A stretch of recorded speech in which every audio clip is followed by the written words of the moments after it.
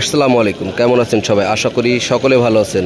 আজ 24/11/2024, সময় সকাল 6টা 30 মিনিট। বেনাপোল বর্ডার আন্তর্জাতিক প্যাসেঞ্জার টার্মিনালের সামনে দেখছেন আজকে যাত্রীর লাইন। আর এখন যারা দেখছেন এই যে যাত্রী ঢুকে যাচ্ছে, এটা কিন্তু ঢাকা কলকাতা ডাইরেক্ট গাড়ির যাত্রী। দেখতে পাচ্ছেন আজকে ঢাকা কলকাতা ডাইরেক্ট গাড়ির যাত্রী কিন্তু ছিল খুবই অল্প, আর ঢাকা কলকাতা ডাইরেক্ট গাড়ির যাত্রী কিন্তু অলরেডি ঢুকে যাচ্ছে। আর আজকে ঢাকা কলকাতা ডাইরেক্ট গাড়ি কিন্তু ছিল একটা, দেখতে পাচ্ছেন একটা ডাইরেক্ট গাড়ি, সেটা ছিল শ্যামলী মৈত্রী এই সৌহার্দ্য। আর ডাইরেক্ট গাড়ি যাত্রী কিন্তু খুবই অল্প ছিল। আর এই যে ঢাকা কলকাতা যে ডাইরেক্ট গাড়ি যাত্রী কিন্তু অলরেডি কি শেষ হয়ে গেছে, অল্প কিছু যাত্রী ছিল, সেটাই শেষ হয়ে যাচ্ছে। দেখতে পাচ্ছেন এরা ঢোকার পরে কিন্তু আপনার যে সাধারণ যাত্রী কিন্তু ঢোকানো শুরু হয়ে যাবে।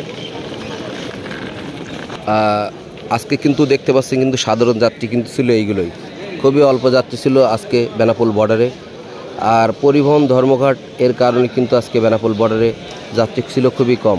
দেখতে পাচ্ছেন অন্যদিন কিন্তু লাইন এদিক দিয়ে অনেক দূর পর্যন্ত কিন্তু চলে যায়, আর আজকে কিন্তু বেনাপোল বর্ডারে কোনো লাইন ছিল না বললেই চলে, খুবই অল্প সীমিত যাত্রী ছিল। কিন্তু এখানে দেখতে পাচ্ছেন আন্তর্জাতিক প্যাসেঞ্জার টার্মিনালের সামনে দেখতে পাচ্ছেন খুবই অল্প যাত্রী। আর ঢাকা কলকাতা ডাইরেক্ট গাড়ি ছিল একটা, সেটা ওই যে দাঁড়িয়ে আছে।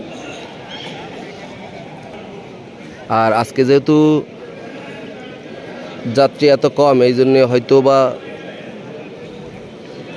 একটু অল্প সময়ের ভিতরে কিন্তু যাত্রী সব শেষ হয়ে যাবে, আর বর্ডার হয়ে যাবে পুরো ফাঁকা।